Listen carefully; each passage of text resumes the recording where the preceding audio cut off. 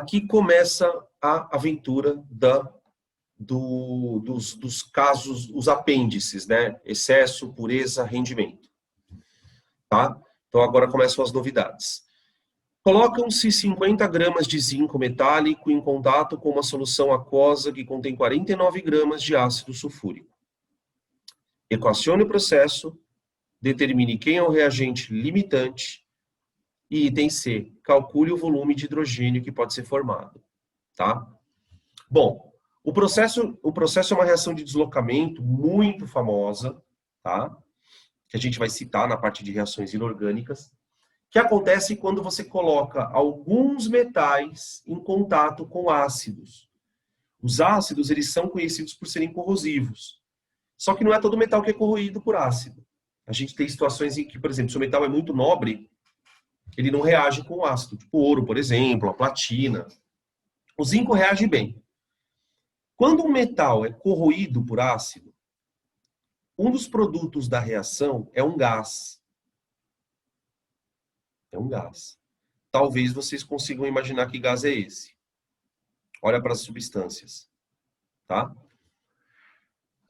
O gás produzido é o hidrogênio, que tanto é que ele vai fazer a pergunta no item C. Tá? E no lugar do hidrogênio, o zinco assume a forma de cátion. Por isso que a gente chama de deslocamento a reação. Ó. Tá aqui, ó. Isso é um deslocamento. Aqui tá rolando uma oxirredução, viu, galera? De novo, oxirredução. Ó, o zinco tá indo de 0 para mais 2 aqui, ó. Tá oxidando. E o hidrogênio tá indo de mais 1 para 0, tá reduzindo. Tá? Beleza? Isso aqui pode virar uma pilha, hein? Isso aqui pode e vai virar uma pilha. Tá? Bom, como é que eu acho o reagente limitante? Vamos lembrar que o reagente limitante é aquele que limita porque ele acaba.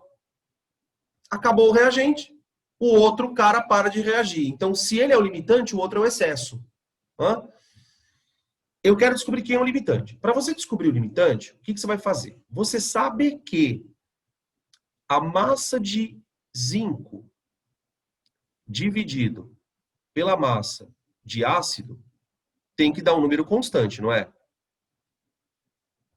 Quanto é que é esse número? Vamos descobrir?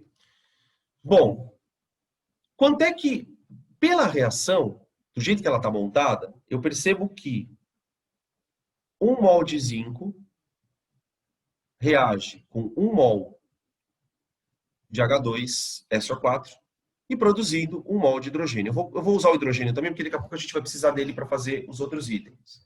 Tá? Muito bem. Massa molar do zinco. Peraí. Aqui.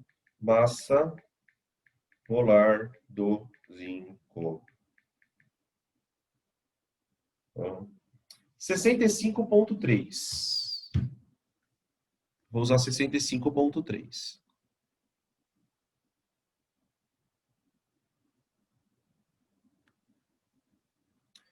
Ácido sulfúrico, 98. Tá aqui.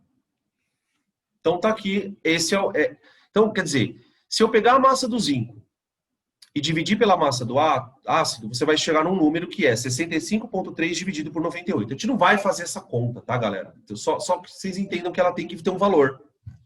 Muito bem. Quanto é que ele usou? Quanto ele usou? Ele usou 50 do zinco com 49 do ácido. Tá? Como que a gente analisa essa situação? Bom, quando você tem um certo traquejo com os números, isso não significa necessariamente ser bom de matemática. Você vai bater o olho e vai perceber quem está em excesso. Né? Veja só. Você percebe que as massas utilizadas, elas são menores do que as reais. Você tem duas situações que podem acontecer. Ou ele te dá massas menores do que as da reação, ou maiores. Como é que você procede nesse caso? Se as massas forem menores, Primeiro perceba a proporção entre elas. Veja que a massa de ácido usada foi dividida por 2. Agora, se é verdade que isso aqui tem que ser constante, isso aqui tem que ser dividido por 2 também. E não foi, né? Muito longe disso. Tá? Isso aqui foi dividido por um número maior ou menor que 2? Menor que 2.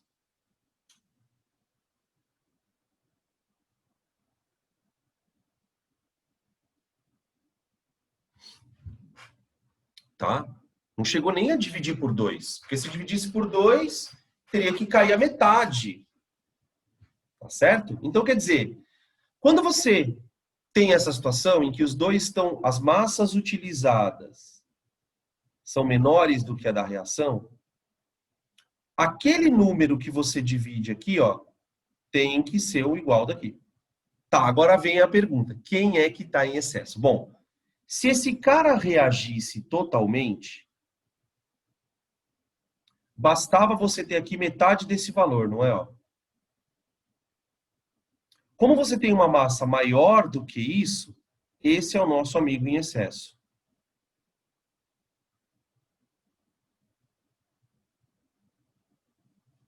Então, se você quiser meio que achar o excesso rápido, perceba que aquele que foi dividido pelo menor número será o reagente em excesso. Então, quando as massas são menores do que a da reação, aquela massa que for dividida pelo menor número é a massa de quem está em excesso. Tá? Inclusive, é até fácil você descobrir quanto tem de excesso. Por quê? Porque o correto seria essa massa aqui ser dividida por 2, não é? Então, você consegue achar o excesso. Tá? Se esse cara é o excesso, esse aqui é o limitante.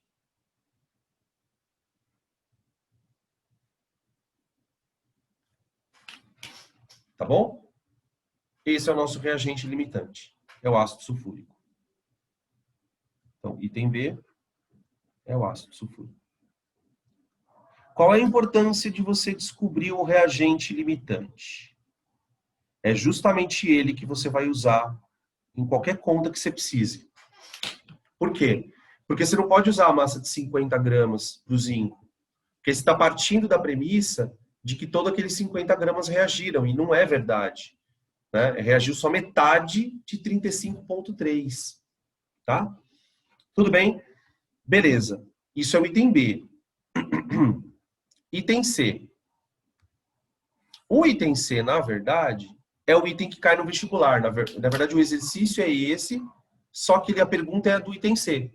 Das alternativas abaixo, aponte aquela que mostra o volume de hidrogênio produzido. Quer dizer, para você chegar no volume de hidrogênio, você vai ter que fazer uma estequiometria. Só que, como você tinha duas massas, qual era a massa que eu deveria usar? A massa que você deve usar é de quem foi consumido totalmente. Então, para o item C, fica a dica: usar o limitante. Usar o limitante no cálculo, né? E aí você vai montar uma regra de 3 entre o limitante e o hidrogênio, sem problemas. Né? Eu vou escrever assim, ó, 98 gramas de ácido produzem 1 mol de hidrogênio. Aí, ó, aí vai uma dica. Você está vendo que o volume não é na CNTP? É na CATP? Só que eu não sei se vocês lembram que a gente calculou o volume molar no exercício anterior, lá atrás. Vocês lembram que o volume molar dessa condição era 24,6?